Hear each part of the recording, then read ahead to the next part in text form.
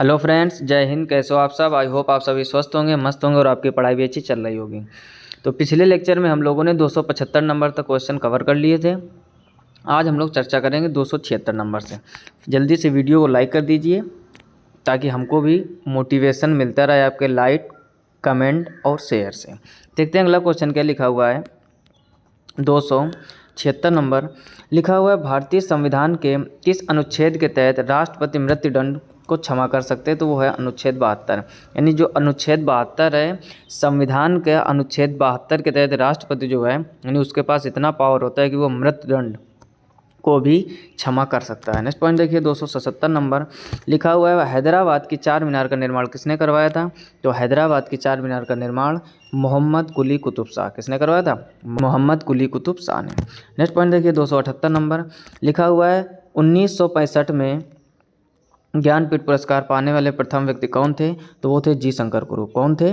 जी शंकर कुरूप। Next point देखिए, 279 number लिखा हुआ है, चेजिंग इंडिया नामक पुस्तक के लेखक कौन थे? तो चेजिंग इंडिया नामक पुस्तक के लेखक थे डॉक्टर मनमोहन सिंह, जो कि हम लोगों के प्रधानमंत्री भी रह चुके हैं। और बहुत ही दुखद घटना है आज की ही, यानी आज हमारे यानी कल की घटना है। एक तरह से आप मान सकते हो कि मनमोहन सिंह जो पूर्व प्रधानमंत्री थे वो अब इस दुनिया में नहीं है।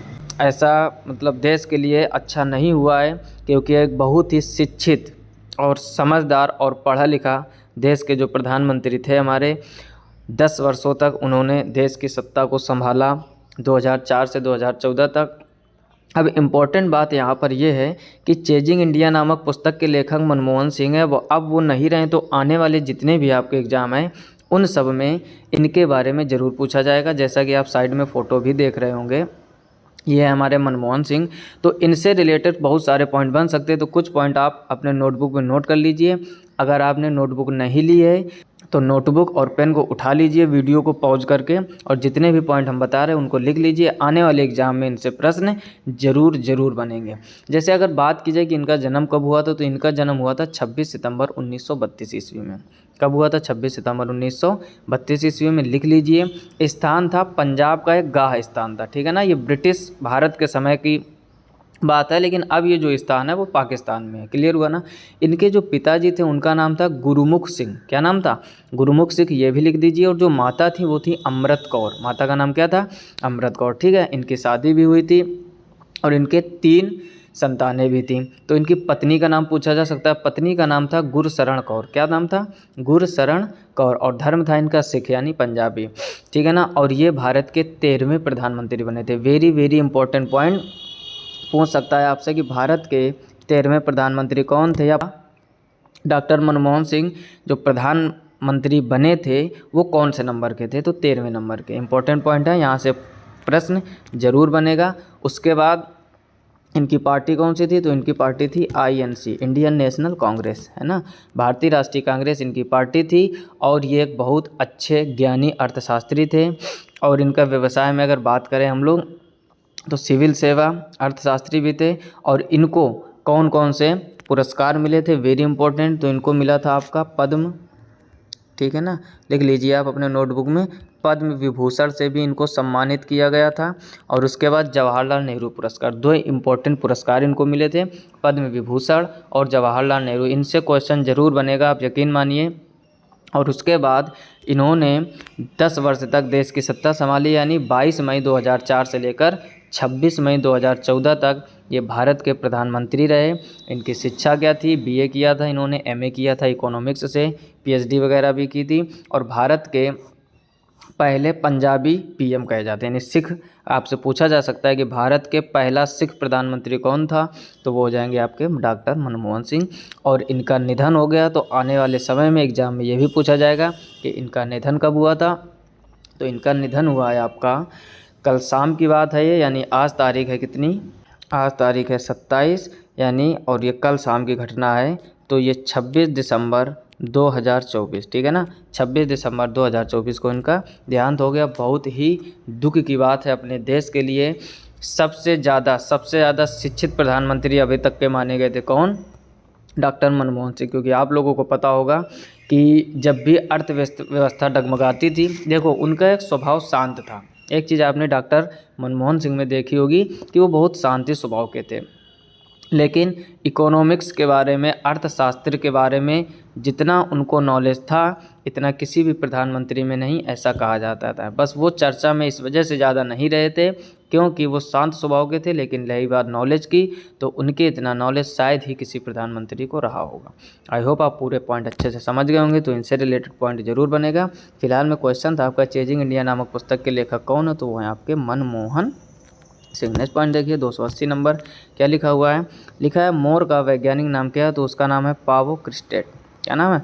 पावो क्रिस्टेट। नेक्स्ट पॉइंट देखिए 281 नंबर क्या लिखा हुआ है, लिखा है बाली यात्रा समारोह मुख्यतः भारत के किस राज्य से संबंधित है, तो जो बाली यात्रा समारोह है वो भारत के उड़ीसा राज्य से संबंधित है। किस राज्य से संबंधित है? उड़ीसा राज्य से। नेक्स्ट पॉइंट देखिए 282 नंबर लिखा हुआ है किस तिथि को विश्व एड्स दिवस मनाया जाता है। वेरी इंपॉर्टेंट दिवस जरूर आते तो 1 दिसंबर को, ठीक, जो अभी दिसंबर ही चल रहा है, 1 दिसंबर को विश्व एड्स दिवस मनाया जाता है। नेक्स्ट पॉइंट देखिए 283 नंबर लिखा हुआ है भारतीय वन्यजीव अधिनियम किस वर्ष लागू किया गया था, तो ये लागू किया था 1972 में। कब लागू किया गया था?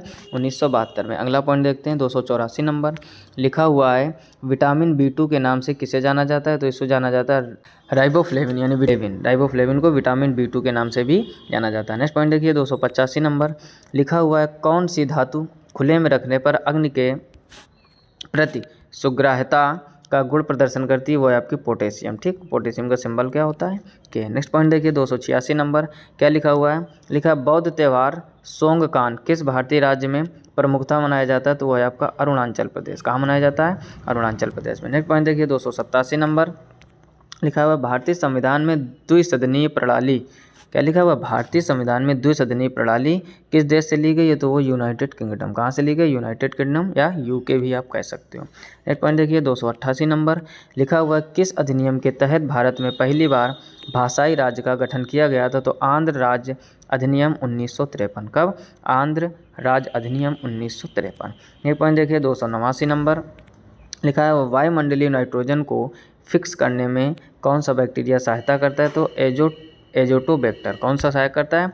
एजोटोबैक्टर। नेक्स्ट पॉइंट देखिए 290 नंबर क्या लिखा हुआ है, वेरी इंपॉर्टेंट क्वेश्चन है ये, आप सब ये समझिए। लिखा है सिरुई लिली महोत्सव किस राज्य में मनाया जाता है, तो सिरुई लिली महोत्सव आपका मणिपुर में मनाया जाता है। कहाँ मनाया जाता है? मणिपुर में। नेक्स्ट पॉइंट देखिए 291 नंबर लिखा हुआ है माउंट सिनिओल्चू भारत के किस राज्य में स्थित है, तो ये स्थित है आपका सिक्किम राज्य में। कहाँ स्थित है? सिक्किम राज्य में। नेक्स्ट पॉइंट देखिए 292 नंबर 292 में लिखा हुआ है मूल भारतीय संविधान को हस्तलिखित किसने किया था, तो किया था प्रेम बिहारी नारायण रायजादा ने। किसने किया था? प्रेम बिहारी नारायण रायजादा ने। नेक्स्ट पॉइंट देखिए 293 नंबर लिखा हुआ 1928 की नेहरू रिपोर्ट किससे संबंधित थी, तो वो थी संवैधानिक ढांचा से। किससे संबंधित थी? संवैधानिक ढांचा से। नेक्स्ट पॉइंट देखिए 294 नंबर लिखा हुआ है किस वर्ष में भारतीय राष्ट्रीय कांग्रेस के तिरंगे झंडे के केंद्र में चरखा रखा गया था, तो 1931। वेरी इंपॉर्टेंट पॉइंट, भारतीय राष्ट्रीय कांग्रेस के तिरंगे झंडे के केंद्र में चरखा रखा गया था कब? 1931 ईस्वी में। नेक्स्ट पॉइंट देखिए 295 नंबर लिखा हुआ है Salal hydro electric power station किस नदी पर बनाया गया था, तो वो बनाया गया था चेनाब पर। कहाँ बनाया गया था?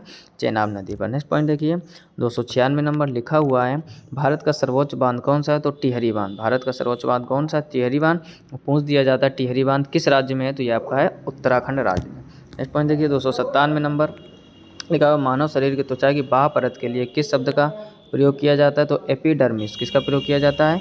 एपिडर्मिस का। नेक्स्ट पॉइंट देखिए 298 नंबर लिखा हुआ है हजारद्वारी महल कहाँ पर स्थित है, तो हजारद्वारी महल आपका मुर्शिदाबाद पश्चिम बंगाल। यानी अगर राज्य पूछे तो पश्चिम बंगाल, स्थान पूछे तो मुर्शिदाबाद। नेक्स्ट पॉइंट देखिए 299 नंबर लिखा हुआ है विजयनगर के शासक कृष्णदेवराय किस राजवंश से संबंधित हैं, तो वो तुलुव राजवंश। किस वंश से संबंधित है?